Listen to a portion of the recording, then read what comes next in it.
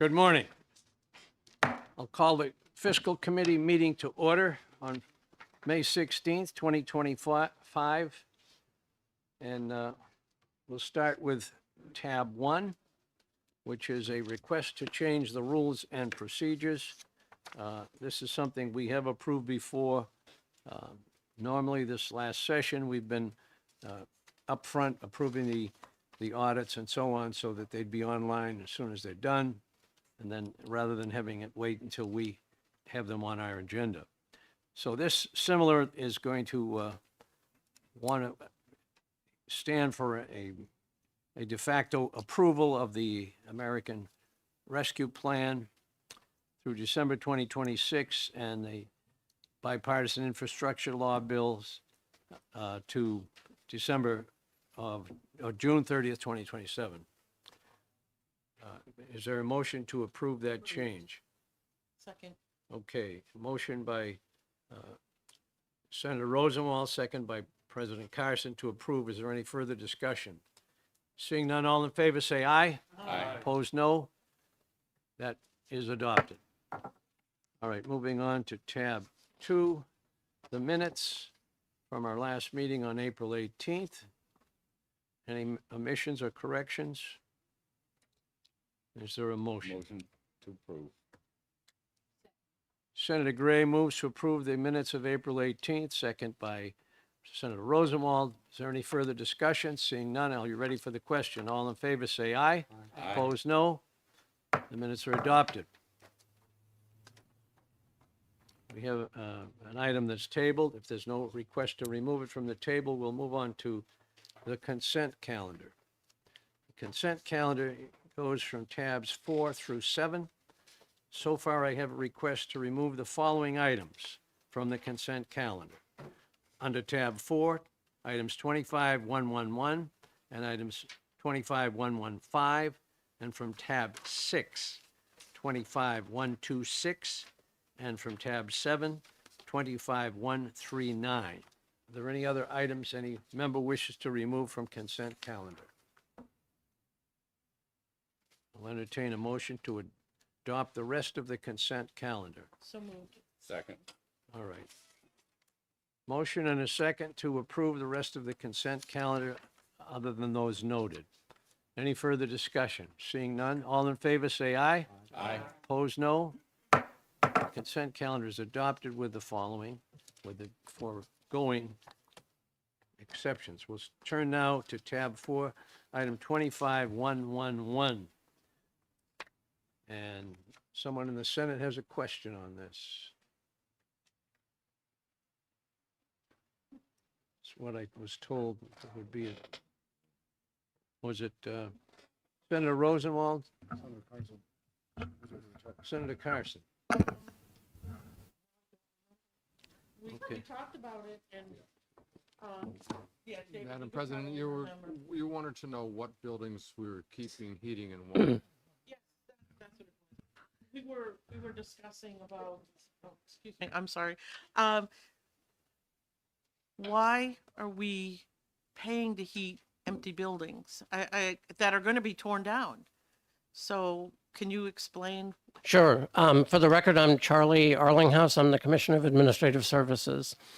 And I think the question's about the Laconia property. Mm-hmm. And there's a line in the budget that's called heat, electricity, and water. Mm-hmm. And it's a line for utilities. It doesn't necessarily mean heat per se. Okay. And so the charges for the Laconia campus are actually not to heat any of the buildings.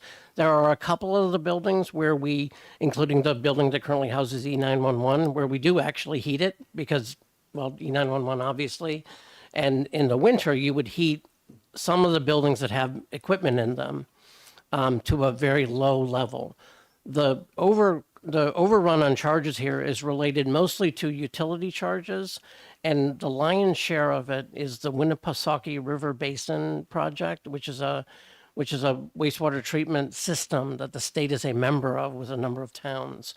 And because of the nature of the agreement with that, when they raise their charges, we have to pay them, and they raise them a great deal. If we were going to keep the property, we would renegotiate our deal with the Winnipesaukee River Basin. But we're selling the property, so we're obviously not going to. But those charges skyrocketed this year, and that's the 90,000. May I ask a question? Follow up? Were you informed as to why those charges skyrocketed? There's an analysis. I don't know the details off the top of my head, and I've people who work in plant and property who do, and I can get that information for you. Okay, thank you. I'd like to see that. Sure. Because you said that we have an agreement, and if the charges are going up that drastically, I think we should be able to take a look at that. But you're right, the property is being sold, as far as I know, so. It is. So is that agreement going to extend to the new buyers, or are they going to have an opportunity to? I think the new buyer would have to negotiate Okay. with the entity. So when the entity was formed, it's a handful of towns, and don't ask me which ones, but in that area. And the only non-municipal member of the cooperative, if you will, is the state for the Laconia campus. My suspicion would be that the new buyer will try to negotiate with the city, which we'll stay out of, some sort of an agreement to hook up to the city water. May I ask a follow-up? Thank you. So this adjustment, this requested amount, is this anticipated costs going forward, or is this actual what happened over the, I'd say maybe the last 5 or 6 months? These will be the actual charges for this year. So may I follow up, Mr. Chairman? Follow up. So this is for the entire year, even though the property is being sold, we're going to carry that cost forward? Or are we going to be reimbursed for the time that we no longer have the buildings? When we sell when the final closing is done on the property, all sorts of utility charges and things like that will be trued up Okay. for the back and forth. To be fair, I don't expect a closing probably for 12 months. Okay, all right. Thank you very much. Sure. And when you send that answer, send it to LBA and he will forward it to all the Sure. members. Thank you. I'll entertain a motion to adopt the item. So moved. All right. Senator Gray moves and Representative Griffin seconds that we adopt the item. Is there any further discussion? Seeing none. All in favor, say aye. Aye. Opposed, no. 25-111 is adopted. We're moving on to tab 6. Wait a minute, we'll move on tab 11 to item No, number we're still at 4 or tab 115. 4, 115. Mr. Tab Chairman, 4, item 115. I'm not sure if anyone from the DOJ is, oh, yes, great. And Senator Rosenwald Thank you. recognized for a question. So, your explanation of the item is that at the time you developed the budget, you were expecting to add a 4th pathologist. It's no longer necessary. My question was, is the funding for that temporary 4th pathologist put into the next biennial budget? Good morning. For the record, my name is Kathleen Carr. I'm the Director of Administration for the Department of Justice. And no, we did not put it into the 26-27 budget. We Thank took you. it out. Any further discussion on item 25-115? I would move the item. Second. Senator Rosenwald moves the item, and who seconded? Senator Birdsall. Senator Birdsell seconded. Any further discussion? Seeing none. All in favor of adopting item FIS 25-115, say yes. Aye. Aye. Opposed, no. The item is adopted. Now we'll move to tab 6. Just to show we don't blindly follow you. I'm relying on you. And it's 25-126.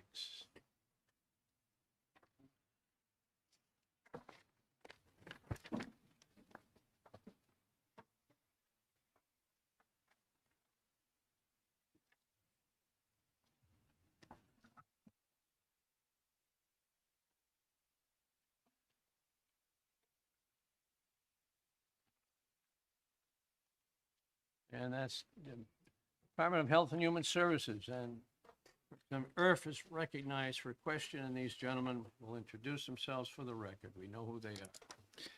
Good morning. Henry Lippman, State's Medicaid Director. Good morning, Nathan White, Chief Financial Officer with the Department of Health and Human Services. Thank you, Mr. Chair, and thank you for being here. I'm trying to understand how the money flows here. Could you just explain that? Sure.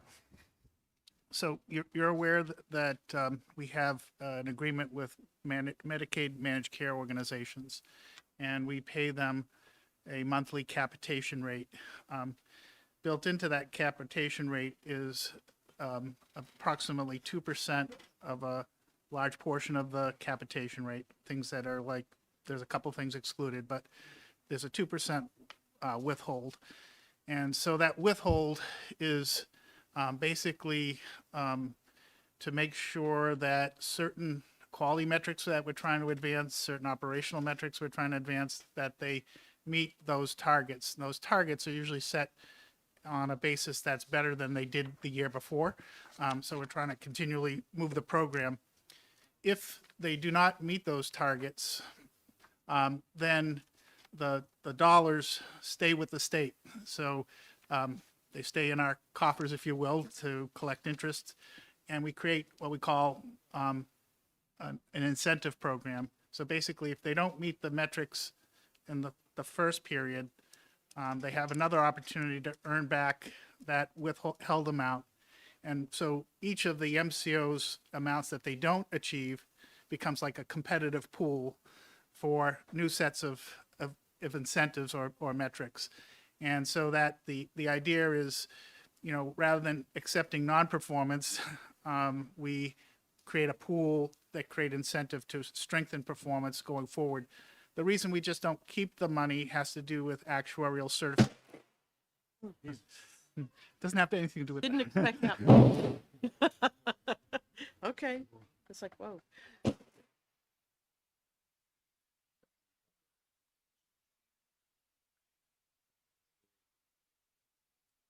Yeah. Everybody's like, oh yeah, we're all awake. Okay. I think we're through shooting. Yes. So we, sure.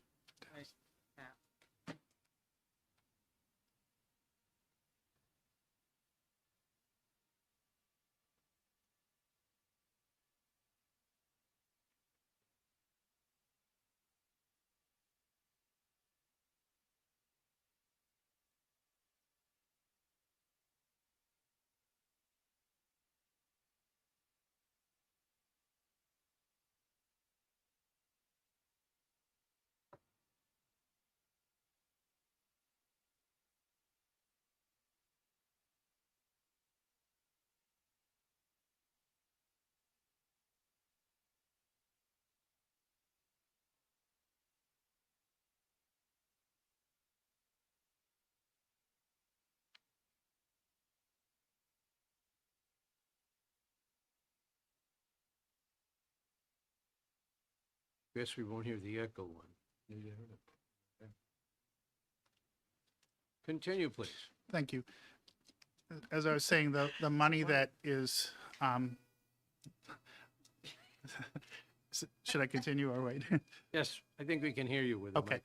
microphone. So the money that we take back, if you will, and hold on to, we create these incentive pools for them to perform better and to compete against one another, so that a portion of MCO A's could be earned by B or B by C and so forth. Again, these are things to strengthen the performance in the program. This was the first time in the 2018 to 24 procurement that we had this type of program in there. And in 3.0, which we just procured recently, we actually strengthened it even further. But so what's happening here is there's the actuarial certification of the rates, meaning that the total funding of the program has to meet a certain standard from an accounting standard standpoint. And that's what's left in the program for them to compete against. When we reach the end of the program, we're required to pay it all out based on relative performance. And that's what we're setting ourselves up to do here. In the next version, we'll probably try to create stronger incentives That won't be as, wait to the end of the program, but we'll do it along the way a little bit further. But I think it's been a valuable addition to the program. It's led to better performance, and I think it's, having competition among the plans to do better on quality and operations. One major area that we had the program, I know when we talked about the unwind, one of the incentives that we built in was for them to help us with that. And, just to give you a sense of, for people who may not otherwise want their coverage or may no longer be in state or whatever such as that, doing that outreach, we've been able to, in a year's time, for people who express that they no longer want coverage, have moved out of state or whatever, we've reduced enrollment by about 11,000 individuals in the past year. And again, it's sort of a combined effort. We're not taking people off who shouldn't be taken off. These are people who either expressed, I don't need it anymore, something's changed. And so I think these extra dollars add extra value to the program. A follow-up? Follow up? Great, and the program I appreciate and it's fantastic. It's that word withhold. So it sounds like you don't actually withhold. You actually pay them up front and then they pay you back. Is that Yes. more accurate? That's the way we do it, and that's, I think, to relates to how the federal match works. Okay, thank you. Move to approve. All right, so it sounds like it's a worthwhile program with the places where you found where people are on there that don't need to be there. And I wonder if you're doing this, Caroline, that I've heard so many comments about, are they one of the ones that are being analyzed? That's the one that takes care of the retired employees. This is only doing within the Medicaid component. I'd have to talk to the So it's folks not at that program, yeah. thank you. All right, we have a motion to Second. approve, second by Senator Gray. Is there any further discussion on the, Senator Rosenwald? Thank you. Just to follow up on Representative Earth's questions, are we left with any money at the end of the year, or are at least some of the MCOs performing up to the standards that all of that withhold has been redistributed? So I think we set the standards. I said we're trying to stretch from what they did before, and so the expectation is that they're not going to get it all in 1 year. I don't think that's usually the way it works. And in our program, again, because we set the rates the way we do, that we need those dollars to eventually be available within the program, because the rates from an actuarial standpoint have to be a reasonably efficient. MCO needs to be able to achieve that, and that's what the actuary sets the rates at. Any further discussion? Mr. White, anything to add? No, not at this time. Thank you. All right, a motion, and I believe we have a motion and a second. Any further discussion on the item? Seeing none, all in favor say aye. Aye. Opposed, no. That item is adopted. The next one removed was tab 7, 27, 25-139. Department of Energy.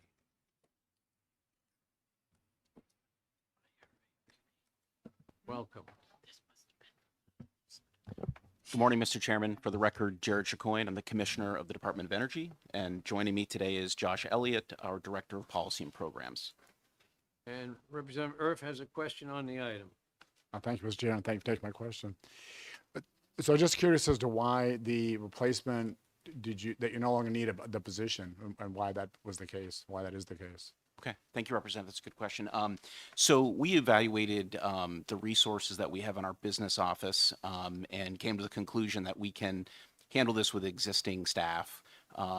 We have some space constraints at our office and some other factors, but we just felt we could do this without the additional position, and also understanding the current budget situation, sensitive to that. So we decided not to move forward with that piece of this. Great. Appreciate it. Further discussion on the item? Okay, have a motion to approve and a second. Any further discussion? Seeing none, all in favor say aye. Aye. Opposed, no. The item is adopted. Thank you very much. Yeah, to extend. Okay. If they're not gonna use it, go back and get it. Okay, moving on to tab 8 with the regular calendar. Item number 25114, Department of Health and Human Services. Any questions on the item? Move to approve. Senator Gray moves to approve. Representative Wallner seconds that we approve item 25114. Is there any further discussion? Seeing none. Are you ready for the question? All in favor say aye. Aye. Opposed, no. The item is adopted. Next item on the regular calendar under tab 9. And that item was withdrawn. So we're moving on to tab 10.